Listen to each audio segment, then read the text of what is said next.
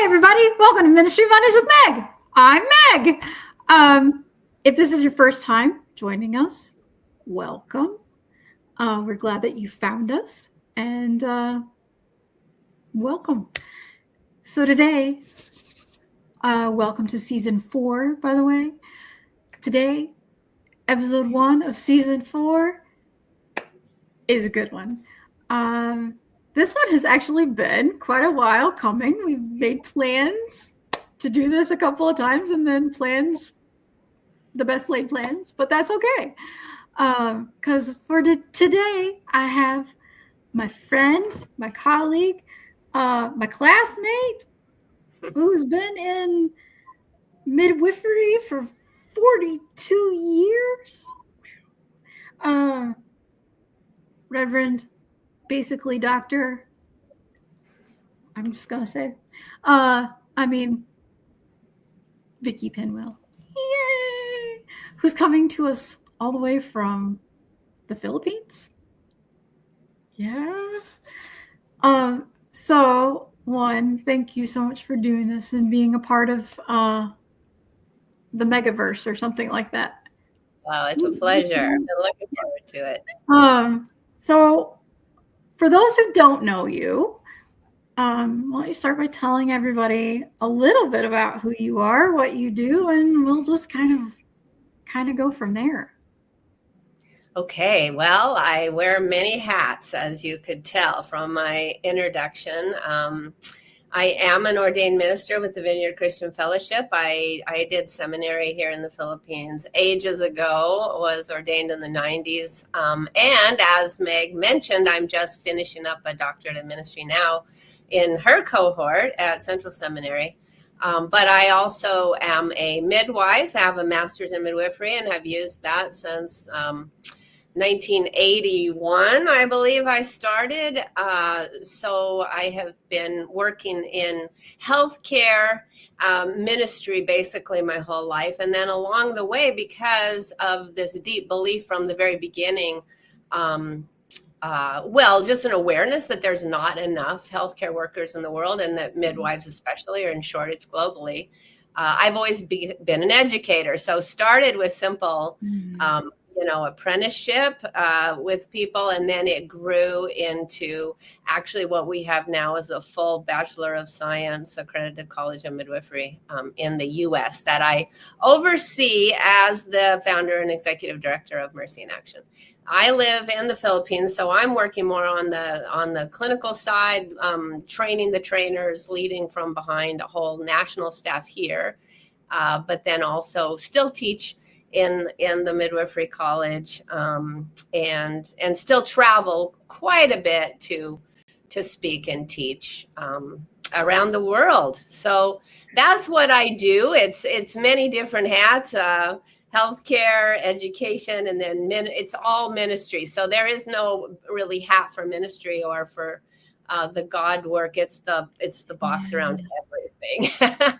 So you are like exactly what this show is about. I mean, it's about ministry that happens beyond a church building. Church walls, Yeah, it's the ministry can be and is so many different things, and right.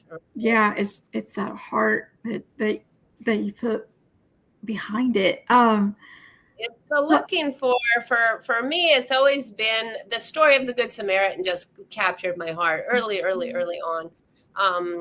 And actually, I really had a word from the Lord way back in the 80s when I first, as an adult at 21, I was raised in a Christian home, have a wonderful heritage of good Christian people.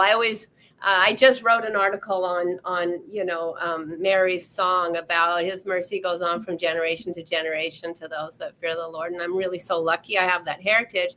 But like all of us, we have to come to our adult decision. So at 21, for me, I was very aware of the pain in the world, the sadness and the really heartbreak of the world at a young age. And it made me so sad that I really cried out to God one night and said, are you real here on earth, or is it only like in heaven? Am I going to have to wait for heaven to know that you know, to really experience you. And I feel like the Lord really visited me with his presence, and I felt so overwhelmed by it that I said, you know, what can I ever do for you? Like, now I know you're real and you're here. And I felt like the word that became my call was, go to those places that have always broken your heart and show them that I'm real here on earth, that the kingdom of God can come to earth. And so that started me on my path. Midwifery was what was in front of me at the time because I saw the need. I was actually in the Arctic at the time in Fairbanks, Alaska, living in a little cabin with no running water or electricity. And, you know, having my own babies as a young woman. And I saw that there was so much need, that people really didn't have the healthcare they needed, and that they were not getting what they needed. And then very shortly after I had trained as a midwife, a man came to our church from Southeast Asia and said, the babies over here are dying. He had been in the country of Laos. This was kind of, you know, just a decade after the Vietnam War ended, and said that they have a 50% infant mortality rate over there. And I heard there were midwives in this church in Fairbanks. He actually came looking for me. Wow. Because we had a ministry that kind of, you know, the church was supporting there in Fairbanks. And so that was my call to go. And it broke my heart when I saw the needs of in those days, we called it, it was called the third world. Now we would say that, you know, a low income or low resource countries, but it was just devastating to me. And I knew I had to spend my life on that. And so my husband and I just upended our lives, sold everything we owned, and went off to do missions. And that was basically, you know, that's everything grew out of that. Eventually, Laos, the door closed there. It was a very, very you know, communist country in the early 90s. But a man from our church was from the Philippines, and he said, what about my country? Our mothers and babies are dying too. Would you come? And that was 1991. So that was when I first arrived on the shores of the Philippines, thinking we'd do a project, right? And it became a lifetime. That was, I think, 34 years ago now. We ended up bringing our kids over here, and then our kids got married, and some of my grandkids were born over here. At one point, we had 4 generations of our family living together here, and it became our adopted country. So, and what our methodology was always to work with the national healthcare workers, and then just, you know, build capacity and build them up. Look for the people that had the heart to serve, that had the heart of ministry, that could see the world through those eyes of the Good Samaritan, and then go looking for who had need. And so as a foreigner and a Westerner, that's still my role, is to support the national healthcare people, but also to give that piece of doing all this work as ministry, like that it's not a separate box. It's not healthcare and then maybe you say a prayer, or, you know, it's separate from what you do in church on Sunday. It's like completely integrated ministry. We are trying to be the hands and feet of Jesus, and we're giving away, as the call was in the beginning, the love of God, so that He is real to those that are most in need. And a lot of our, you know, where we work now, we serve a population that lives on the local landfill, the garbage dump. They literally scavenge for food and to eat and something to sell. And you can imagine how nasty that is when you're pregnant, that's your life. And so we don't just build, we do build birth centers, and they're licensed as small hospitals and acknowledged by the government, but we also do tons of home visits and outreach everywhere the most poor populations are. We're on 3 islands at this point. We've been on more and started more clinics that we turned over to other people. But we just go out and like walking that Samaritan road, finding who's broken and beat up by life and half dead, and then we try to just stop it. So you've got mother babies, right? And you're not, you guys don't do like the whole family though, right? We are focused on maternity care. Okay. And that is true. So we have a first 1,000 days program where it starts, the first 1,000 days of a person's life starts at conception and then goes till their second birthday. So that's our main focus, is that we take people through pregnancy, through a safe delivery, and then follow up their children until they're 2 years old. And then we have a big graduation for them, because now they've got a really great start in life. But by necessity, we do family health. We respond to natural disasters. We have a lot of them here in this country. And if we find a family that's like unhoused, we're going to help them have a home. If they need jobs, we're going to connect them to livelihood programs that maybe other ministries have, connecting everybody to their local resources, their local church, other ministries. So mostly our focus is maternal child care, but it sometimes gets broadened just by the circumstances. Like when we have a typhoon or an earthquake, we end up suturing and setting bones and doing all kinds of things, maybe, or having, at least we bring people alongside us to do those things.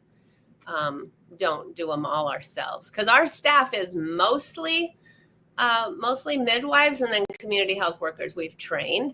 We do have nurses and doctors that intersect with us and that volunteer, and that we do things side by side. So, yeah. Okay. So I know, with Laos and that whole situation, but as you've been in the Philippines, has the government been supportive of? Yes, actually. So we borrowed a concept from, it actually came originally from Latin America, the concept of accompaniment, and then there's a doctor, it actually just passed away recently. It was a great humanitarian, Paul Farmer, and he really picked this up and wrote a lot about the concept of accompaniment. But it is the concept that you walk alongside people that need help, and whether that's an individual patient or an individual, disaster survivor, or whether it's a government of a country that is very poor and they literally don't have the resources to provide what they need. So we do work closely with our local governments. We are have a good relationship with the mayor, with the government hospitals. We buy sometimes, especially training equipment for them, and help them bring people over to, maybe, again, bring up the level of the whole maternity care system in the Philippines. So we're very collaborative and cooperative in that way with anybody else that's trying to help mothers and babies survive. We're going to work with them and never compete with them. And so that's a new concept here. And we always get a lot of surprise when we're new in a community. They're just like, wait, what? You're giving us something, you're, sharing your resources. But yeah, that's what we do. We want to help accompany the people, but also the others that are trying also to.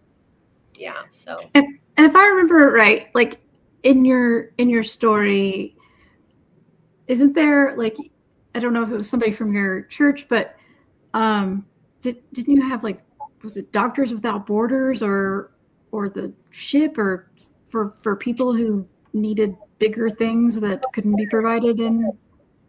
Yeah, we do a lot of cross, transfer of ministries. We did a big disaster response 11 years ago. We had a couple of islands that were wiped out by a huge super typhoon, and we went down there and responded. And yes, one of the people we worked closely with was Doctors Without Borders and UNICEF and Samaritan's Purse, and some of the big, ones that came to also respond to that disaster. So we worked with them. And then we recently had a baby born with a cleft palate just last month. And so we refer them to like Operation Smile or one of those kind of ministries, that come to the Philippines. And when we do have a baby born with a birth defect, we're going to, again, accompany the family all the way through what it takes to have that repaired or taken care of. And sometimes that means just taking cash and paying for a hospital to do it, but sometimes it means connecting them to a ministry like Smile Train or Operation Smile or something like that. So, yeah. That must mean so much to people that that you're not just like, okay, well, we're going to get you through this baby, and then at your 6 Goodbye. weeks postpartum, kind Yeah, of, but that it's more of the family, that relationship, that we're in this we're together, in this kind of. together for the Yeah, long haul. Yeah. yeah.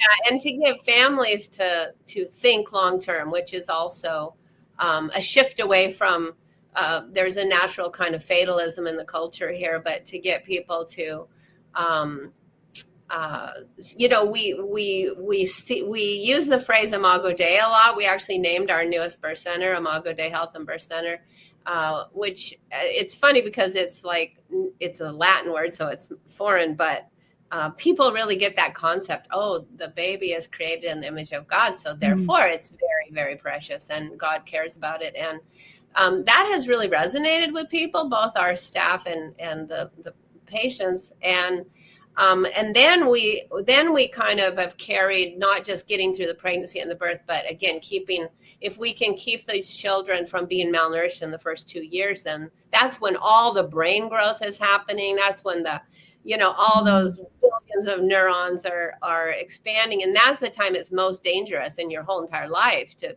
be malnourished. Or not be cared for well. So we really, really focus on that time and get parents to realize what they can do, that they can make choices with their very minimal money that they have, but they could buy an egg instead of a Coke, for instance. And we have a whole program where we give every baby a book, and we have parents read to them. And we're just really trying to get them to invest in their child at a young age, because here the tradition is more like, well, you don't even name your child when it's born because you don't know if it'll survive. You wait a little while. You never would pick a name ahead of time. That would be like so just unheard of. But then you don't really start investing in even good nutrition for them until they start school. But we know from the science of how fetuses grow and how brains grow and how human beings are perinatal brain developers, that the time in the womb of having good nutrition, and then the breastfeeding at birth, and then getting good healthy food all the way through the second in the second year that's 90% of the brain is growing during that period of time. So that's why we focus on that so heavily. And parents are starting to get it. They're starting to believe it and really think, oh, they're breastfeeding longer, they're making wiser choices with their children. And of course, we track all of this in growth charts. So every month the child is weighed.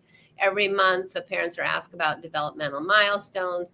And then we can intervene super quickly if they start to, fall off of the road to health, as it were, on the WHO charts that we use. So yeah, it's a whole thing of not just providing healthcare, but again, that accompaniment piece of our midwives coming alongside the parents and saying, we're gonna walk you through till your child is kind of out of the woods of those first 1,000 days. That's the most dangerous time for not only survival, but for long-term thriving and intelligence and all those things.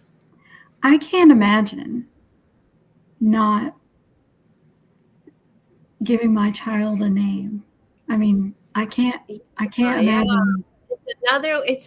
It struck me at first when I first came here 34 years ago, was that kind of really struck me too, is that we have this, I don't know what you would call it, confidence or just, like, oh, we're going to have a baby, we're going to pick names. And of course, back in my day when I was having my kids, we didn't find out gender. So you just we'll pick a boy and a girl name and, use one of them. But here, no, that would be considered so arrogant and so just almost tempting fate, because you don't know if they'll survive. And so you can even tell you're making progress if parents, even when the day the baby's born, they name it that day and don't wait for several days. That means they've had more confidence that they really think it's going to survive. Yeah. So what is the survival rate? Because what were you looking at? So yeah, it is not good in this country. All the countries of the world are measured by the United Nations on meeting For many years, we were using something called the Millennial Development Goals, and then we passed that, and a lot of countries didn't. That was up in 2015, and they didn't make their goals at all. So we have something called the Sustainable Development Goals, and we're shooting for the year 2030. Any countries that are not meeting their goals are these special targeted countries that we need to give more attention to, and certainly the Philippines is on that list. Where the maternal mortality rate, the women dying in childbirth is way too high, and the children dying either at birth or within the first 30 days is just way too high. A lot of progress has been made on child survival in the world. But what happened is then my work became even more important, because when we look at pie charts now, when they sort out the neonatal deaths, which is in your first, 28 days of life, your first month, those now take up almost 50% of all the under 5 deaths. So that means that we've made good progress with older children through different programs, and the time of birth, dying on the day you're born or within the first month of life is just really way too high. I'm proud to say that Mercy in Action has got something right, because we have kept statistics on all this, almost 18,000 births, and our statistics are 4 times better than the country we're in. So we have 4 times more survival of mothers and 4 times more survival of babies. We just had a PhD researcher run all of our stats for us and put them on graphs, and it's really impressive compared to the country how many lives we're saving. And we're doing it through this very simple methodology of just protecting natural birth, like not over intervening or over interfering when birth is working, because we believe that's God's design. But then also teaching all of our midwives to have very quick emergency response if there's a complication, if something goes wrong. If the baby doesn't breathe at birth, or if the mother starts to bleed after birth, and they react really quickly. So it's the combination of those two, of teaching people to not interfere when it's working, and then to, intervene very, very quickly when something goes wrong with the natural process, that I believe is getting us our great statistics. And not to mention the love that we give. And I don't even know how you measure that, but every woman is just her dignity is respected. She is prayed for. She is treated as very special. The poorest woman gets treated like the richest woman would get treated when she's in labor and having a baby. And that stands out in this country, because that's not usual. That's usual that the lower you are down the socioeconomic scale, the worse you're going to be treated, or maybe be denied care altogether. So. Yeah, so our centers are always free. There's never any charge to the patient, because we don't want any barriers at the door, and no one's discriminated against, no matter what. and so your funding just comes from, is this fundraising? Is this? Yeah, that's a great question. Great question. So for probably 25 years here in the Philippines, we had to support everything with donations. Now the Philippines does have an insurance scheme called PhilHealth, and we can bill for the births that we do. It doesn't cover all the expenses, so we still need to subsidize it with donations. And then we have just been really fortunate that we have a very successful college in America that also has income from tuition. So like all of our Western staff salaries are covered by the college. So basically, when someone gives a donation to Mercy in Action, it all goes 100% to the work in the Philippines. Nothing pays for electricity or rent or for a salary for the directors or anything else. It just goes straight to the source. So we're really proud of that our college helps subsidize, like our people that work on the global side as well. And then we do have this, we do have the ability to bill insurance in the country, because we get our facilities accredited, so they can do that. And without the donations, it wouldn't be the same. I do have to say that, like anything, and like when you have a program that covers something for poor people, it usually isn't enough to give them care at a high standard. Mm. Like clinics that only get PhilHealth, they oftentimes they reuse gloves, they wash them out and use them again. They don't have sheets for the bed. They might not have a mattress for the bed. They don't have soap in the bathrooms. We never want to run a facility like that. So our donations are very important to us to keep not only the lights on, but everything like I said, this is the best facility that the president of the Philippines' wife or daughter would be happy to deliver in. It's beautiful, it's clean, it's well stocked. And then that's what we have to offer the poorest woman that lives on a garbage dump or in a fishing village with no, plumbing, and she comes into a beautiful place to be able to get her care and give birth. So. And I read, I was reading the website, I was going to Mercy in Action and read, about the college, and, I've had the privilege of spending the last, almost 3 years, learning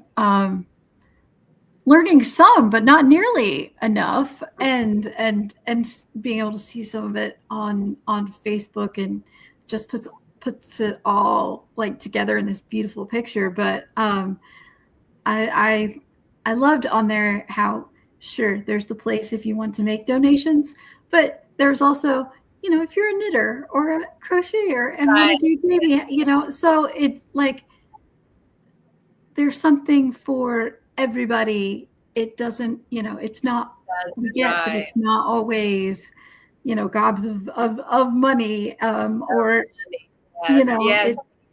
So every baby that's born, and at this point we have probably 30 to 50 a month, they all get a homemade little knit baby hat.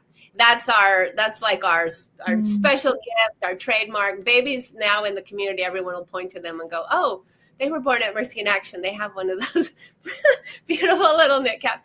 And our knitters are all the way from like 8 years old to 80 years old. Like I think my grandma, my aunt was still knitting hats for us when she was in her early 90s. And one of our staff, I have an intern here now, his great grandmother is still making hats for us. So yes, we always love it when people make hats. Some of the babies I delivered back in Alaska that are 40 years old now are making hats and sending them over here. So there's this really fun connection to the hats. So if any of your listeners want to make hats, they can go to our website and see the address to send them. And the hats have a double purpose. For one, a lot of our people don't even have baby clothes. So it's a gift that stands out to people that don't have a lot.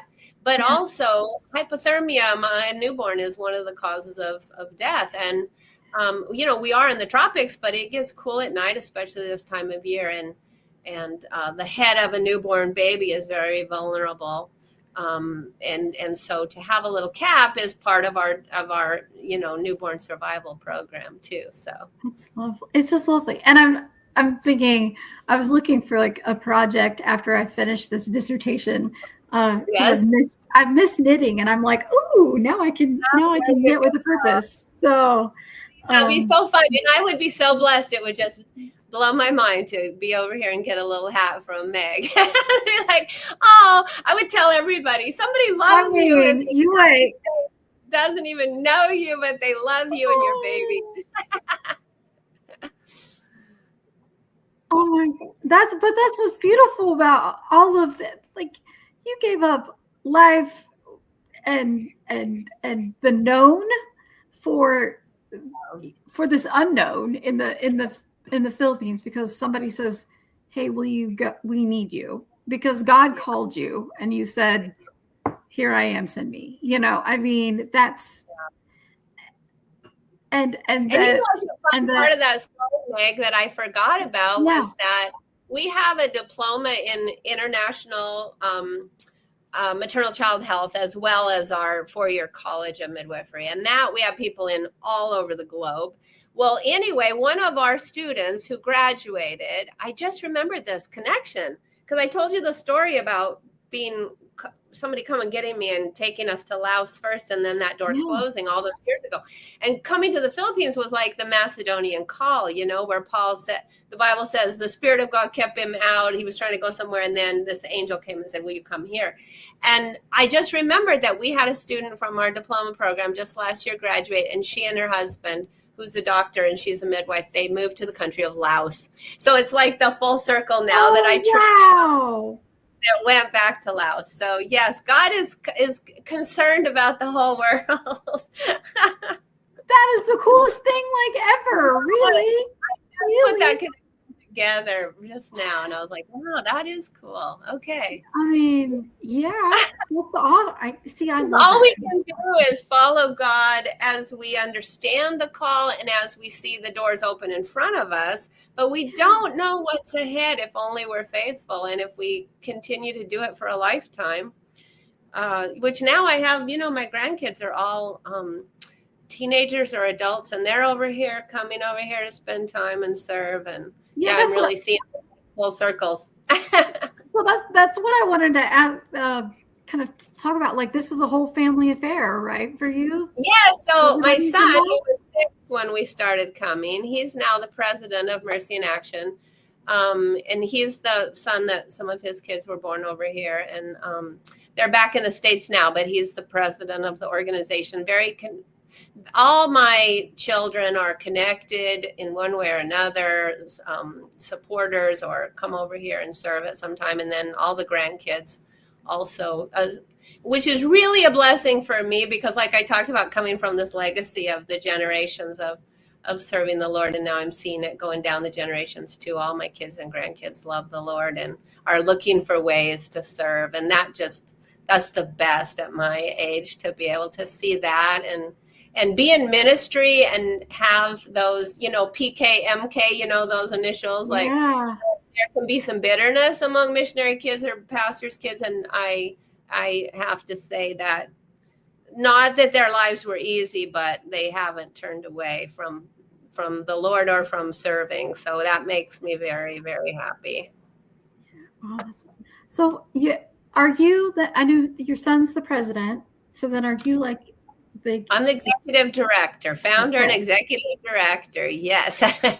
So, and you still do teaching back in the States as well, or is it all? Well, yes, I do. We're so connected now, aren't we? We're doing this from across the world. Right. I teach in college, but mostly online.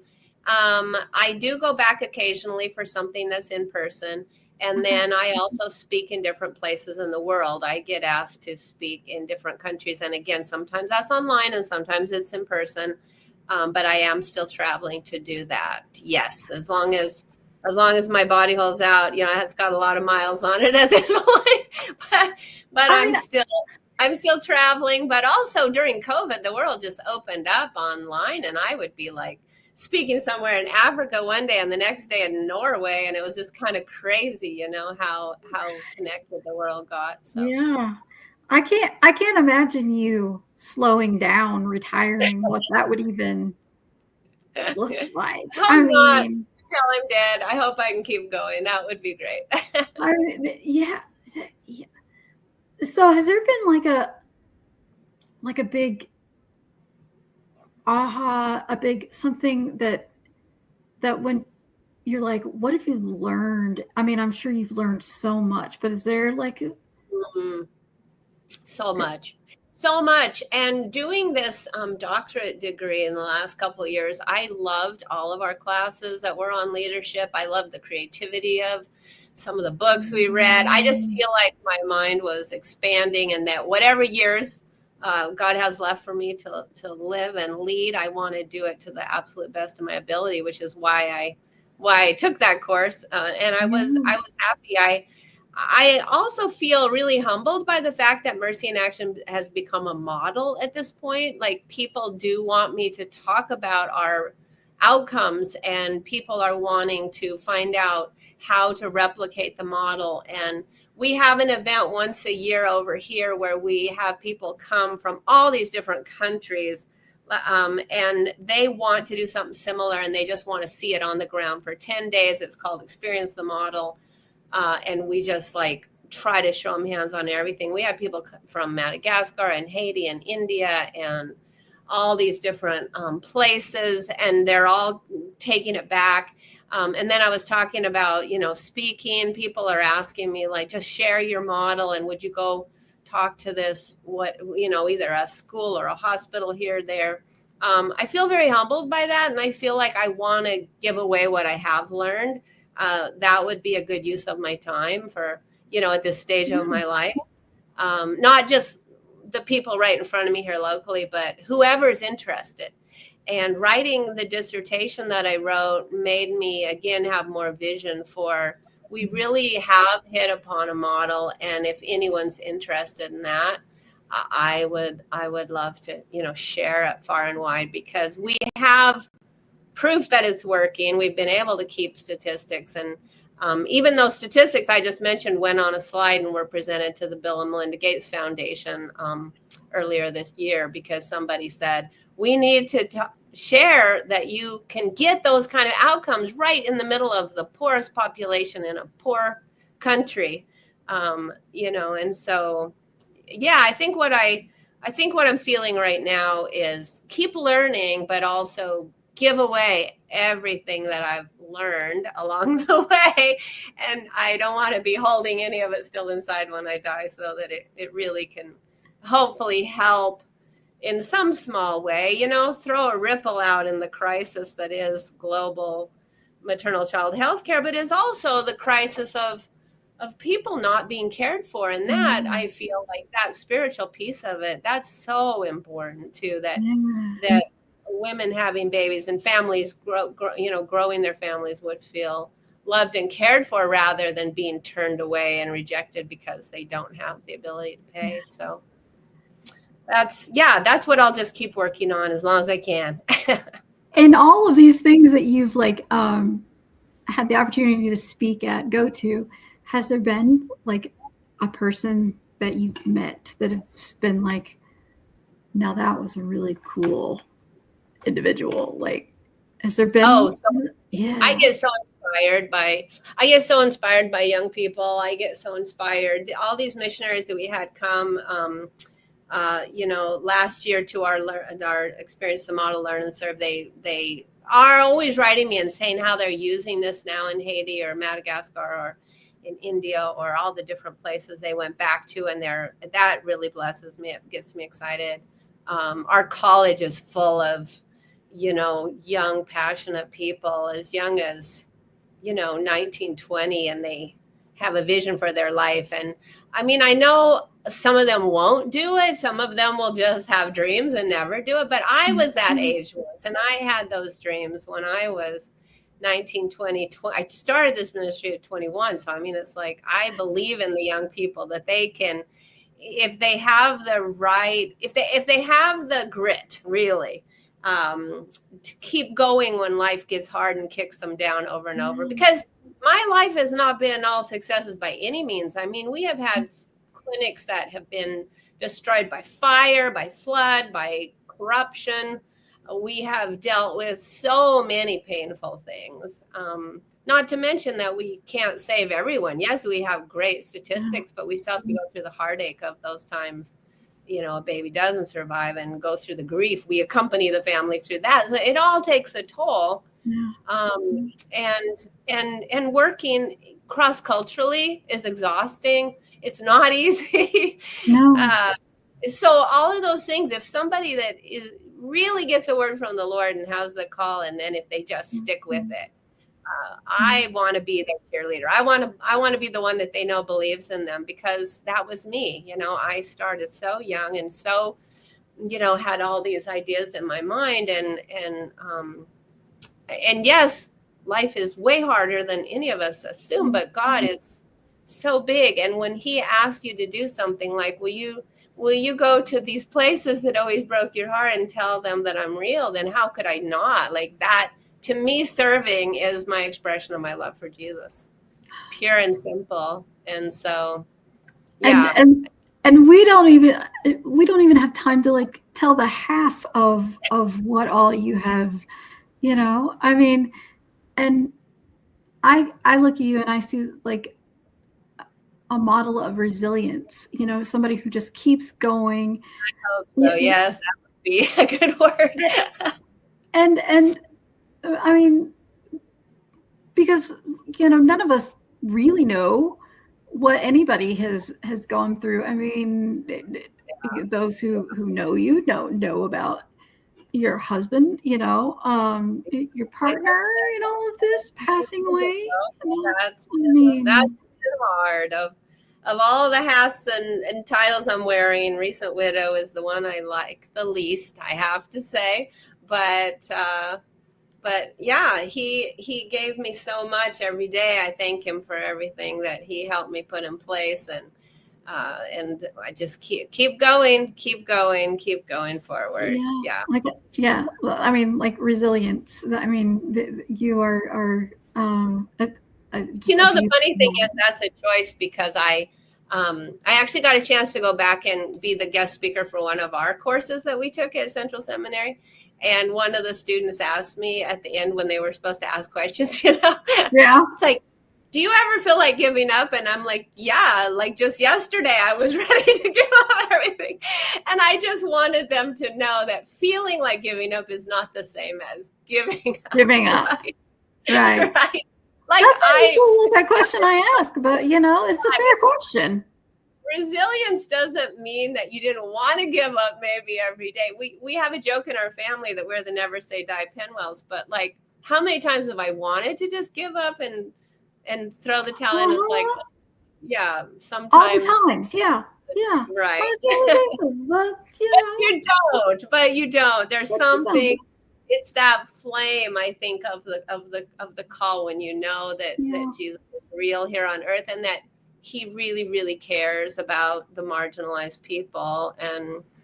And besides the story of the Good Samaritan, the other one that absolutely breaks my heart is where Jesus says, what you did to the least of these, you did for me. And so I feel closest to him when I'm with the poorest people and in their little shacks, or when I'm walking the landfill, or just the kind of nasty places of the earth, but I see the people and they're so happy that someone loves them. And I just feel that's where I feel, closest to God. So that holds me on days when it gets hard.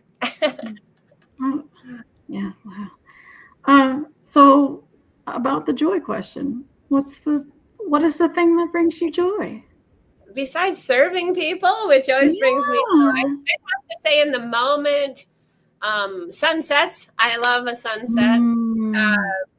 Baby's first cry. I just got to experience somebody hearing a baby's first cry for the first time, and they went, "That's the most amazing sound." And I realized that now my joy is in hearing somebody else experience the magical mystery of a baby's first cry. And I'm finding so much joy in mentoring the next generation, that to me now is better than doing whatever it is.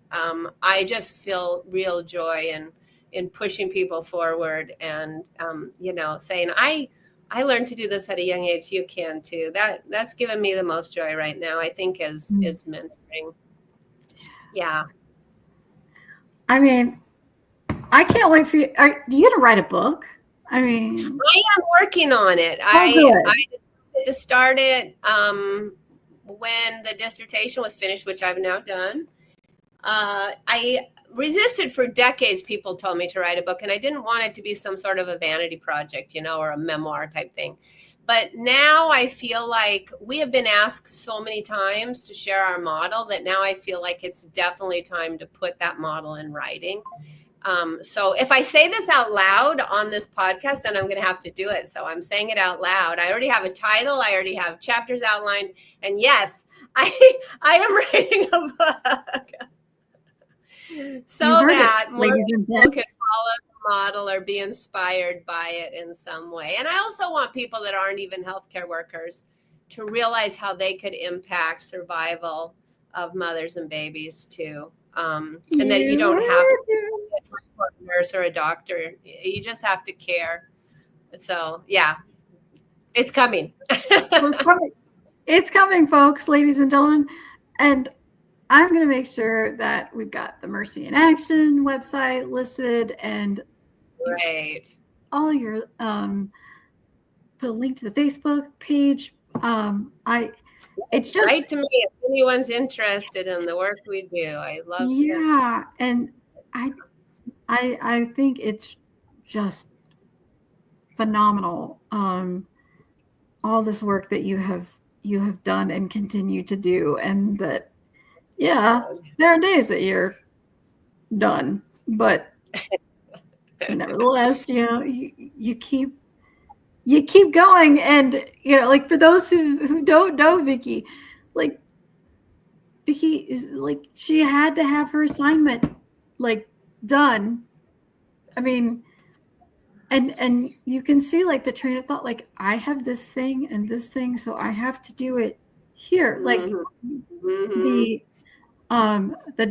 the discipline that you go just to accomplish these things that you want to accomplish, and that each and everything has meant so much along the way. And did you say it's coming up on 18,000 babies?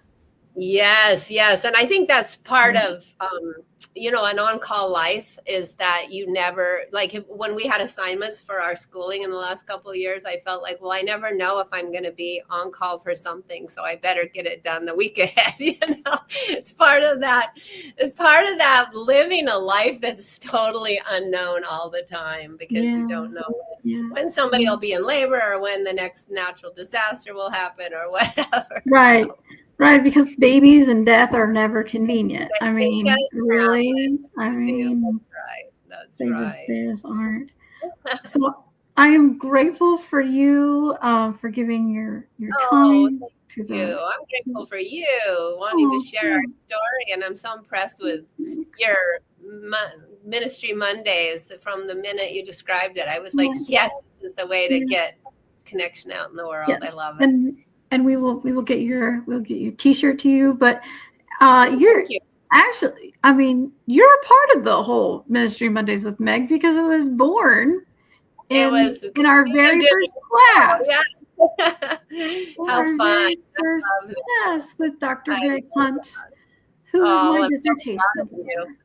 It's wonderful, and I so appreciate being a guest. Like, I'm honored. Thank you very much. It is the thing that brings me joy. So I am grateful, and grateful to have you here, to hear a piece of your story, to share that with others, and to share with our listeners, our viewers around the world now, which is just crazy.